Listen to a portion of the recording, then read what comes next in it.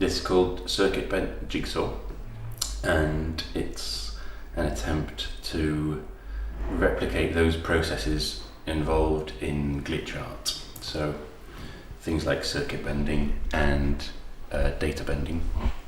It's making things behave in ways that they're not supposed to behave, really. So in circuit bending, that means taking apart electronic machines, so toys largely. People take apart their old toys and rewire them and make them behave in ways that they're not supposed to.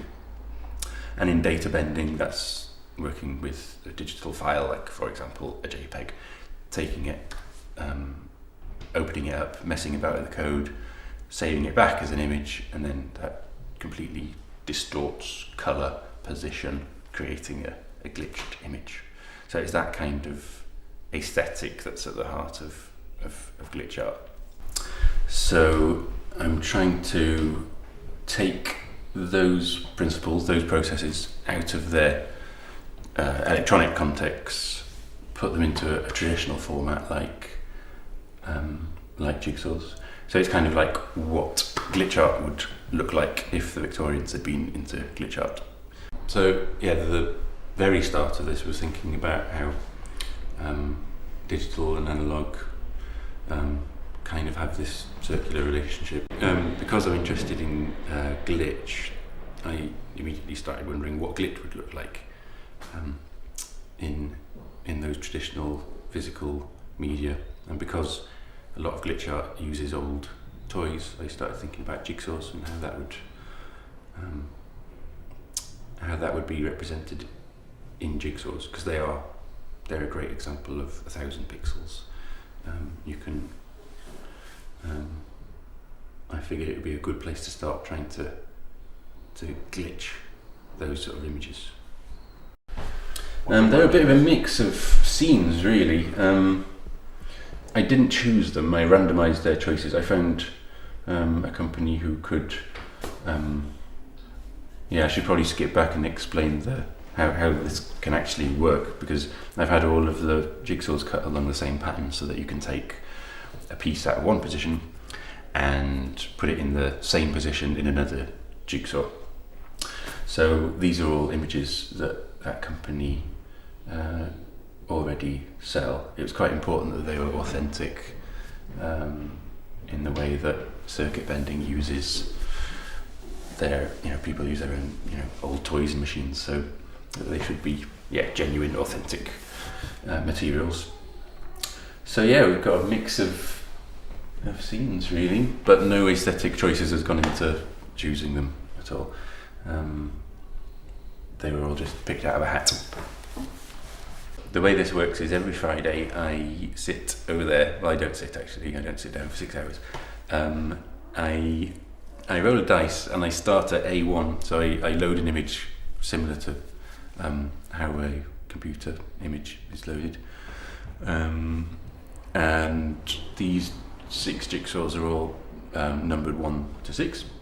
So if I throw a number 3, I go to jigsaw number 3 and I take A1 from number 3 and I place it on this board here, and I keep going until I get to the end.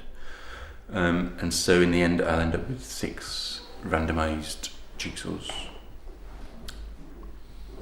I was expecting, as I was doing it, well, before I did it, I thought it might be quite a nice sort of meditative time, that I would be thinking about what I was doing and being able to just sort of, I thought it would be a good source of ideas, but it's not. It's a completely automated, cold process. There's no space for any kind of imagination, really, apart from the random stuff that your brain makes up just to sort of keep you sane as you're doing it.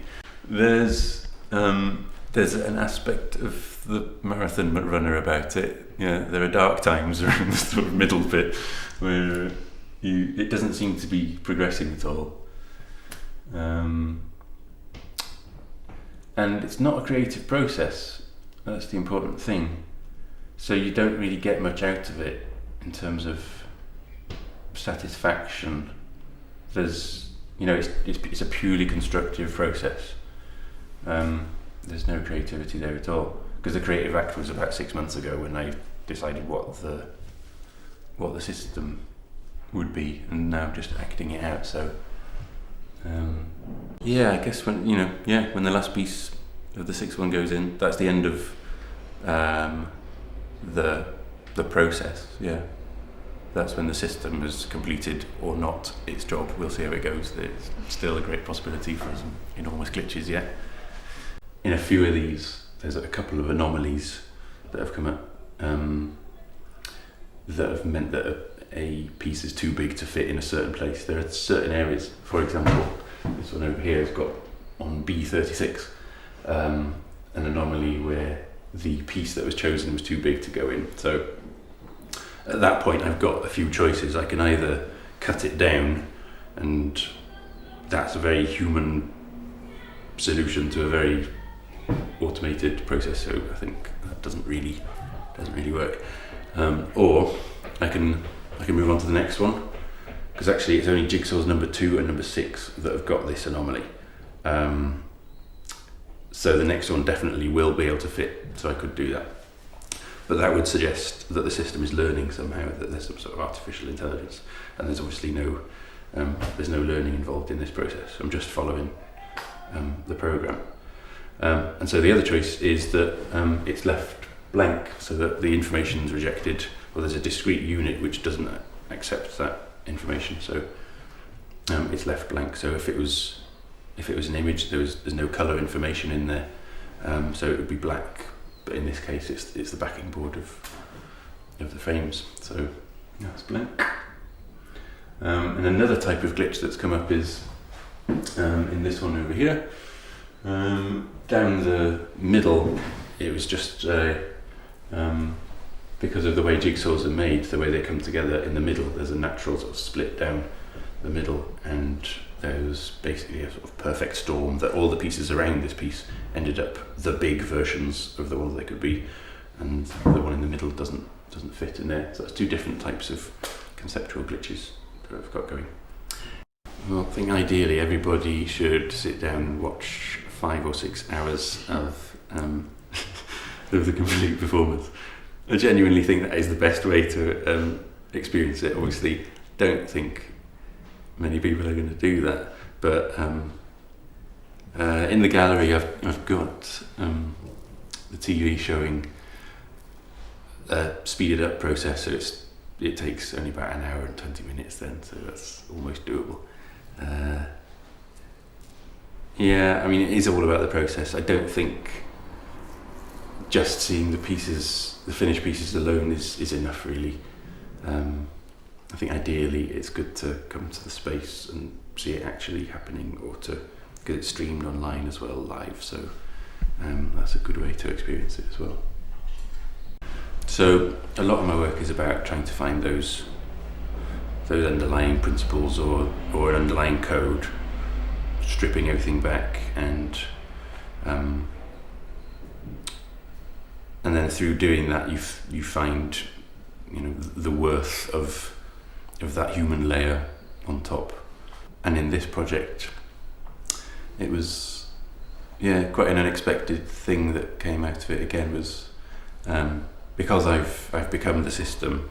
It's totally automated, it's not creative, it's just a constructive sort of process, but you can't help, as a human following this process, you can't help but sort of humanize it and personalize it, and it's a long process, 5 or 6 hours just engaged in this process of just wandering around this room, picking up pieces and putting them all on that frame there. And so you naturally form associations. You start to favour this one in particular because it reminds you of Christmas and it's kind of nice, or just combinations of letters and numbers that you find amusing for really stupid reasons. It's just you really can't help